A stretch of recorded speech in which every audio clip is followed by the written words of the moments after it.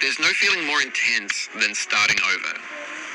If you deleted your homework the day before it was due, as I have, or if you left your wallet at home and you have to go back after spending an hour in the commute. If you won some money at the casino and then put all your winnings on red but it came up black. If you got your best shirt dry cleaned before a wedding and then immediately dropped food on it. If you won an argument with a friend and then later discovered that they just returned to their original view. Starting over is harder than starting up. If you're not ready for that, like if you've already had a bad day, then what you're about to go through might be too much. Feel free to go away and come back. I'll be here. Alright, thanks for coming with me on this trip. I'll understand if you have to take a break at any point. Just find a safe place to stop and quit the game. Don't worry, I'll save your progress, always. Even your mistakes. This game is a homage to a free game that came out in 2002, titled Sexy Hiking. The author of that game was Jazuo, a mysterious Czech designer who was known at the time as the father of B games. B games are rough assemblages of found objects. Designers slap them together very quickly and freely, and they're often too rough and unfriendly to gain much of a following. They're built more for the joy of building them than as polished products. In a certain way, Sexy Hiking is the perfect embodiment of a B game. It's built almost entirely out of found and recycled parts, and it's one of the most unusual and unfriendly games of its time. Your task is simply to drag yourself up a mountain with a hammer. And that act of climbing, in the digital world or in real life, has certain essential properties that give the game its flavor. No amount of forward progress is guaranteed. Some cliffs are too sheer or too slippery. And the player is constantly, unremittingly in danger of falling and losing everything. Anyway, when you start Sexy Hiking, you're standing next to this dead tree that blocks the way to the entire rest of the game. It might take you an hour to get over that tree. A lot of people never got past it. You prod and you poke at it, exploring the limits of your reach and your strength, trying to find a way up and over. And there's a sense of truth in that lack of compromise. Most obstacles in video game worlds are fake. You can be completely confident in your ability to get through them once you have the correct method or the correct equipment or just by spending enough time. In that sense, every pixelated obstacle in Sexy Hiking is real. The obstacles in Sexy Hiking are unyielding. But I'm not sure Jazuo intended to make a frustrating game. The frustration is just essential to the act of climbing, and it's authentic to the process of building a game about climbing. A funny thing happened to me as I was building this game. I'd have an idea for a new obstacle, and I'd build it, test it, and it would usually turn out to be unreasonably hard. But I couldn't bring myself to make it easier. It already felt like my inability to get past a new obstacle was my fault as a player rather than as a builder. Imaginary mountains build themselves from our efforts to climb them, and it's our repeated attempts to reach the summit that turns those mountains into something real.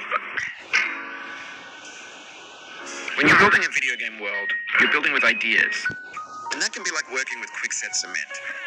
You mold your ideas into a certain shape that can be played with, and in the process of playing with them, they begin to harden and set until they're immutable, like rock. And at that point, you can't change the world, not without breaking it into pieces and starting fresh with new ideas. For years now, people have been predicting that games would soon be made out of prefabricated objects, bought in a store and assembled into a world.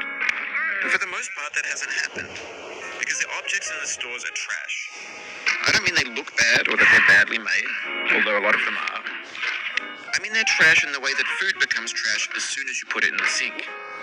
Things are made to be consumed and used in a certain context, and once the moment is gone, they transform into garbage. In the context of technology, those moments pass by in seconds.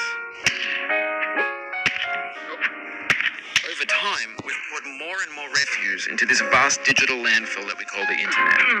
It now vastly outnumbers and outweighs the things that are fresh and untainted and unused. When everything around us is cultural trash, trash becomes the new medium, the lingua franca of the digital age. And you can build culture out of trash. But only trash culture. B games, B movies, B music, B philosophy. Maybe this is what digital culture is. A monstrous mountain of trash. The ash heap of creativity's fountain.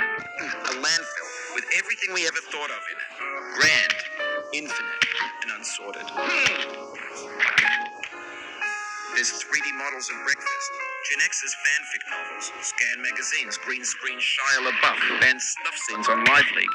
Facebook's got lifelike bots with unbranded adverts and candid shots of Kanye and Taylor Swift mashups, car crash epic failed GIFs, Russian dashcam vids, discussions of McRibs, discarded, forgotten, unrecycled, muddled, rotten, untitled.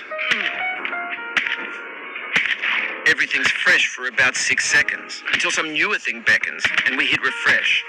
And there's years of persevering, disappearing into the pile, out of style, out of sight. In this context, it's tempting to make friendly content that's gentle, that lets you churn through it but not earn it. Why make something demanding if it just gets piled up in the landfill, filed in with the bland things? When games were new, they wanted a lot from you. Daunting you, taunting you, resetting and delaying you.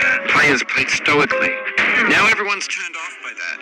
They want to burn through it quickly. A quick fix for the fickle, some tricks for the clicks of the feckless. But that's not you, you're an acrobat. You could swallow a baseball bat. Now I know, most likely you're watching this on YouTube or Twitch, while some dude with 10 million views does it for you. Like a baby bird being fed chewed up food. That's culture too. But on the off chance that you're playing this, what I'm saying is, trash is disposable, but maybe it doesn't have to be approachable. What's the feeling like? Are you stressed? I guess you don't hate it if you got this far. Feeling frustrated? It's underrated.